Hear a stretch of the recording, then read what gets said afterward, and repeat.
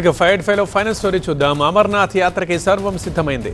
ఇవాళ తెల్లవారుజామున 4 గంటలకి జమ్మూలోని భగవతీ నగర్ బేస్ క్యాంప్ నుండి మొదటి బ్యాచ్ యాత్రికుల బృందాన్ని జెండా ఊపి ప్రారంభించారు జమ్మూ కాశ్మీర్ లెఫ్టినెంట్ గవర్నర్ మనోజ్ సిన్హా. రేపటి నుంచి పెహల్గాం నుంచి 48 కిలోమీటర్ల రూట్, బల్తాల్ నుంచి 14 కిలోమీటర్ల రూట్లలో కాలినడకన యాత్ర ప్రారంభమవుతుంది. బల్తాల్ బేస్ క్యాంప్కి భారీ సంఖ్యలో భక్తులు చేరుకున్నారు. ఇప్పటికే అమర్నాథ్ యాత్రికులకు స్థానికులు ఘన స్వాగతం పలికారు. బల్తాల్ క్యాంప్ దగ్గర భారీ భద్రత ఏర్పాటు చేశారు. హిమలింగ దర్శనానికి ఇప్పటికే ఆన్లైన్ ద్వారా దాదాపు 4 లక్షల మంది భక్తులు రిజిస్ట్రేషన్ చేసుకున్నారు.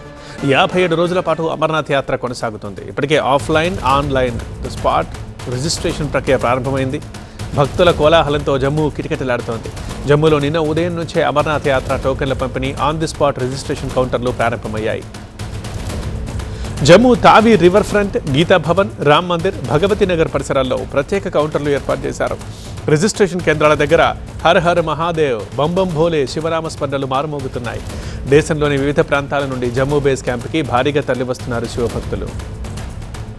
భక్తుల రద్దీ దృష్ట్యా క్రౌడ్ మేనేజ్మెంట్ని, భద్రతా ఏర్పాట్లని సీనియర్ సివిల్ పోలీస్ అధికారులు స్వయంగా పరిశీలించారు. వృద్ధులు, మహిళలకు ఎలాంటి ఇబ్బందులు కలగకుండా పారదర్శకంగా టోకెన్లు పంపిణీ చేయాలని అధికారులు ఆదేశించారు.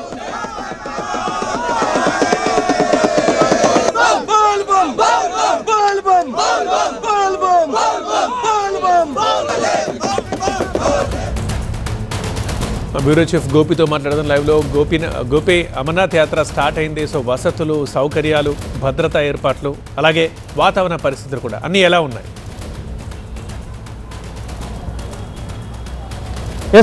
మంచుకొండల్లో నెలవైన మంచు శివలింగాన్ని, పరమేశ్వరుణ్ణి దర్శించుకునేందుకు భారీ ఎత్తున భక్తులు ఇప్పుడు జమ్మూ కాశ్మీర్ చేరుకుంటున్నారు. సుమారు 4 లక్షల మంది ఇప్పటికే ఆన్లైన్లో రిజిస్టర్ చేసుకున్నారు. ఆఫ్లైన్లో టోకెన్ విధానం ద్వారా కూడా భారీగా భక్తులు ఈ అమర్నాథ్ యాత్రలో పాల్గొనేందుకు ప్రస్తుతం జమ్మూ కాశ్మీర్కి చేరుకుంటున్నారు. శివనామ స్మరణతో మారుమోగిపోతున్నాయి ముఖ్యంగా బేస్ క్యాంపులు. అలాగే జమ్మూలో ఏర్పాటు చేసిన భగవతీ నగర్ నుంచి ఈరోజు ఉదయం సుమారు 5,000 మంది ఈ 2 రూట్లలో కూడా ఇటు అమర్నాథ్ నేశ్వరిని దర్శించుకునేందుకు ఈరోజు ఉదయం ఎల్జీ మనోజ్ సిన్హా యాత్రను ప్రారంభించడం జరిగింది. ఇక రేపటి నుంచి బాల్తాల్ అలాగే పెహల్గాం రూట్లలో యాత్ర ప్రారంభమవుతుంది. ఈసారి భారీ ఎత్తున భక్తులు తరలి వస్తారన్న ఉద్దేశంలో భాగంగా వాళ్ళ భద్రత కోసం, వాళ్ళకు సంబంధించిన మౌలిక సదుపాయాలు, ఏర్పాట్ల రీత్యా కూడా ఇటు ఆలయ ట్రస్ట్ కానీ అలాగే ఇటు కేంద్ర ప్రభుత్వం కానీ భారీ ఏర్పాట్లను చేయడం జరిగింది. అక్కడ ఉన్న స్థానిక యంత్రాంగం సుమారు 70,000 మంది, ముఖ్యంగా జమ్మూ కాశ్మీర్ అంటే ఉగ్రదాడులు, ముఖ్యంగా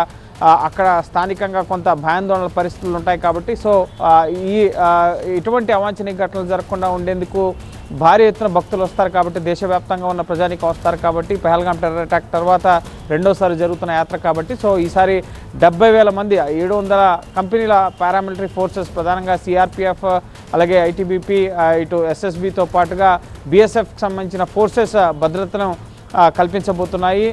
పూర్తిగా ఈ మార్గం మొత్తం కూడా 2 రూట్లలో కూడా నో ఫ్లై జోన్గా ప్రకటించడం జరిగింది. డ్రోన్ల ద్వారా భద్రతా వ్యవస్థను పర్యవేక్షిస్తున్నారు. అలాగే ఇటు పెహచాన్ క్యూఆర్, అలాగే ఇటు RFID, ముఖ్యంగా రేడియో ఫ్రీక్వెన్సీ ఐడెంటిఫికేషన్ని యాత్రికులకి గత ఏడాది నుంచి ప్రారంభించడం జరిగింది. దీని ద్వారా ఎవరు యాత్రికుల వివరాలు ఏంటి, వాళ్ళు ఎక్కడ ఉన్నారన్నది కూడా సాంకేతికంగా తెలుసుకునే అవకాశం ఉంటుంది ఈ RFIDs ద్వారా. సో అన్ని రకాలుగా ఇటు యాత్రా మార్గాలను కూడా 12 మీటర్ల మేర ముఖ్యంగా వెడల్పు చేయడం జరిగింది. ఇటు బాల్తాల్ చాలా ముఖ్యంగా సన్నగా లోయ మార్గం నుంచి వెళ్ళే మార్గం, ఇటు పెహల్గాం రోడ్ మార్గం ద్వారా ముఖ్యంగా సుదీర్ఘ ప్రయాణం 48 కిలోమీటర్లు పెహల్గాం రూట్, అలాగే 14 కిలోమీటర్లు బాల్తాల్ రూట్. సో ఎక్కడొక్కడ ప్రయాణికులకు ఎటువంటి ఇబ్బందులు కలగకుండా యాత్రా మార్గాలను కూడా సిద్ధం చేశారు. అలాగే సీసీ కెమెరాలు, ముఖ్యంగా ఈ బేస్ క్యాంపుల వద్ద సుమారు 34 ఫేస్ రికగ్నిషన్ కెమెరాలను ఏర్పాటు చేయడం జరిగింది. పూర్తి రూట్ మొత్తం కూడా 464 కెమెరాలని ఏర్పాటు చేయడం జరిగింది.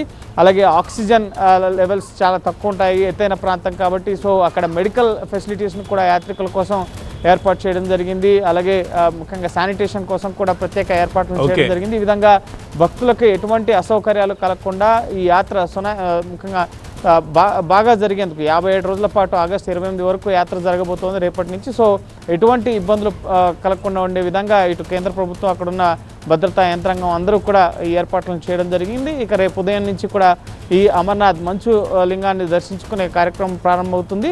సో మొదటే మంచు కరుగుతూ ఉంటుంది కాబట్టి ఈ హిమలింగం కూడా కరుగుతూ వస్తూ ఉంటుంది. కాబట్టి ముందస్తుగా వెళ్తే హిమలింగాన్ని దర్శించుకోవచ్చు అన్న నేపథ్యంలో భారీ ఎత్తున ప్రస్తుతం అమర్నాథ్ యాత్రకు భక్తులు తరలి వెళ్తున్న పరిస్థితి ఉంది. ఓకే గోపి.